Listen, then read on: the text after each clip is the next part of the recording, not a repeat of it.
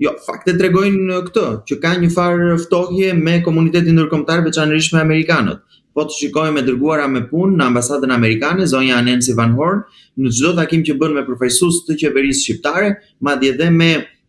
përfaqësues që nuk kanë lidhje fare me çështjet e sigurisë apo të rendit, edhe me ministrin e arsimit apo të shëndetësisë, ajo gjen një mënyrë që të fusi në deklaratën e saj luftën ndaj karteleve apo krimit të organizuar.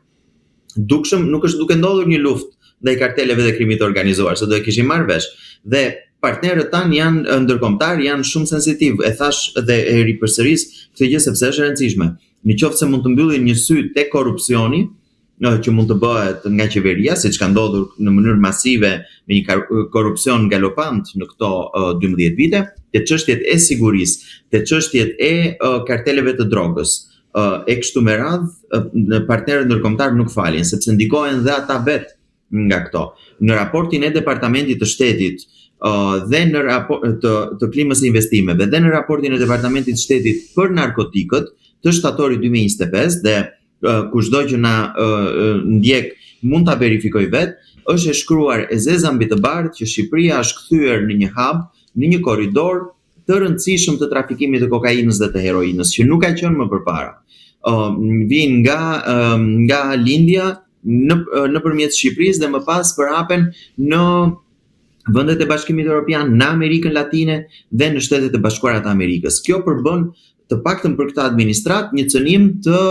sigurisë kombëtare të Shtetet Bashkuara të Amerikës. Natyrisht një cënim dhe për vendet e Bashkimit Evropian. Dhe ndaj është ky shqetësim shumë i madh për këtë temë. Dhe natyrisht aspektet e sigurisë, siç e thash për NATO-n, këtu vërtet të dhënat e shqiptarëve kanë dalë sheshit, por kanë dalë sheshit dhe kanë dalë në shitje dhe të dhënat të NATO-s. E kemi ndjekur të gjithë skandalin që ka ndodhur me Akshin dhe me rastet e tjera që përmenda më herët. Ndaj për amerikanët është ky shqetësim. Nëse do vej kryeministri atje apo jo, mund të vej dhe t'i thonë, t'i japin mesazhin që kanë për t'i dhënë kryeministrit, ashtu siç ja kanë transmetuar her pas here, po unë në dijenin time nuk kam ndonjë informacion që Shqipëria ka marrë një ftesë për të shkuar në atje, sepse është dhe, domethënë ai nuk është takim ose një ceremoni që do bëhet për firmosin. Firmosja u bë në Davos. Ky është takimi i parë i punës i vendeve anëtare që kanë pranuar atje apo vendeve të tjera që mund të shtohen rrugës, natyrisht që nuk do jenë vende themeluese. Apo përpiqet Edi Rama që të blej një ftesë në Shtëpinë e Bardhë përmes investimeve që mund të realizojnë, po themi, vajza dhe dhëndri Donald Trump në Sazan dhe Zvërnec, gjë të cilën mediat italiane në një reportazh që kishin realizuar së fundmi deklaronin, duke u referuar dhe ekologjistëve, që ky është një projekt shkatrues. Mua më vjen mirë që e bët këtë pyetje, sepse gjej rastin dhe për ta sqaruar që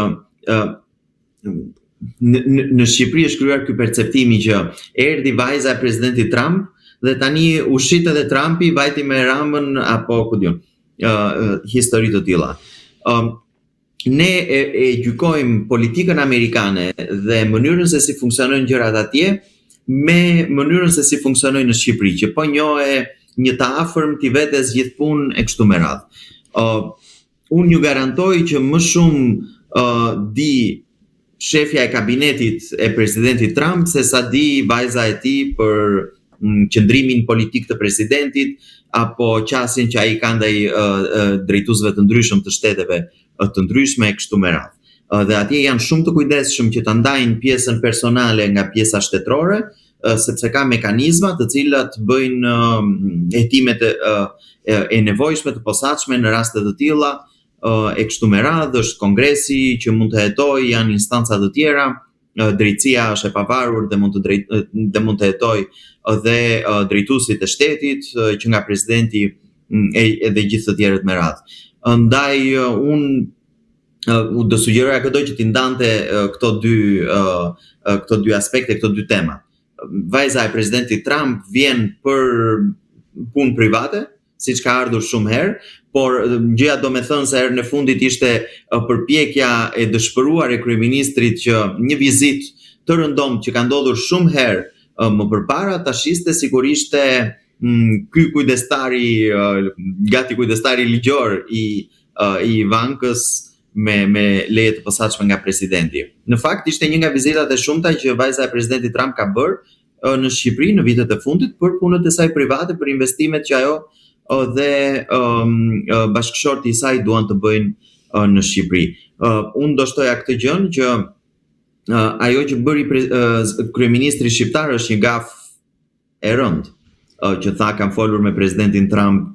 dhe ai më ka dhënë kujdestarinë e vajzës për sa kohë ajo qëndron në Shqipëri, domethënë për që të kujdesej për të.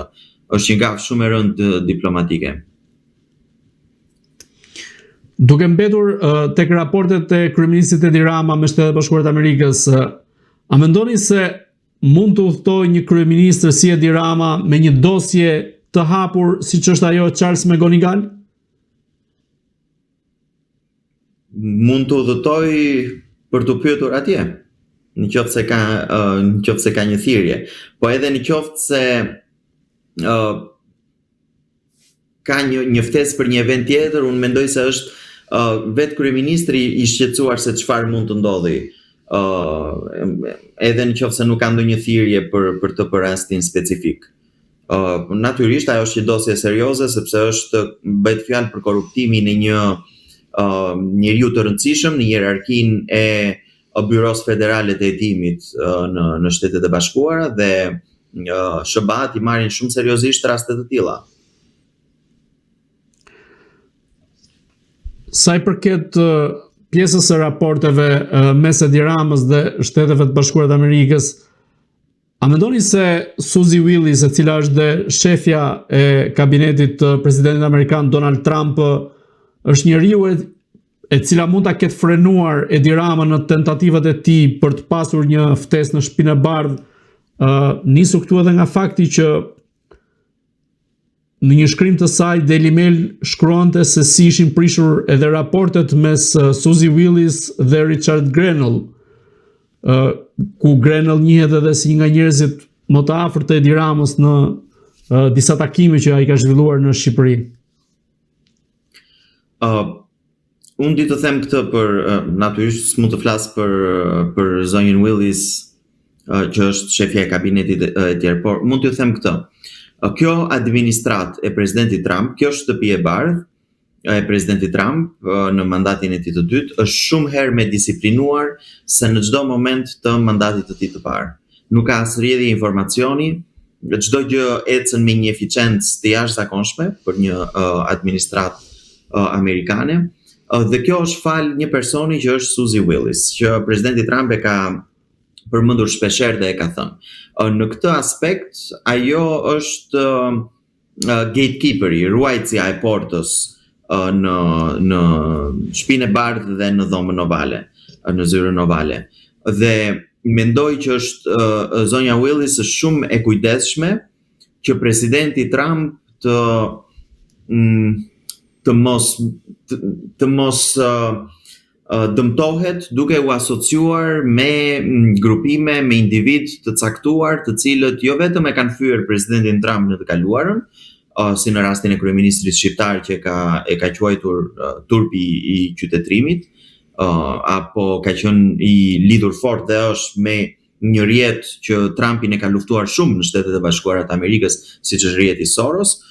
por dhe me njerëz të cilët mund të jenë në hetim nga drejtësia amerikane, nga drejtësia e vendeve nga vijnë, sërish si në rastin e kryeministrit shqiptar, apo që mund të përbëjnë probleme të tjera për presidentin Trump. Ajo e ka treguar këtë shumë herë, madje në Amerikë thuhej gjerësisht që ajo ishte e vetmja që mund të urdhëronte edhe Elon Musk, njeriu më të fuqishëm të botës, dhe të gjithë do duhet të kalonin nëpërmjet saj. Ndaj në këtë aspekt unë kaq mund të them me një deduksion logjik të thjeshtë që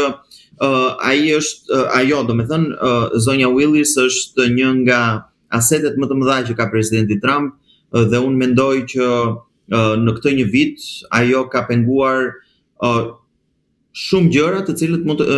individ, grupime apo ndodhi që mund të dëmtonin presidentin Trump në çdo lloj forme ose mënyre.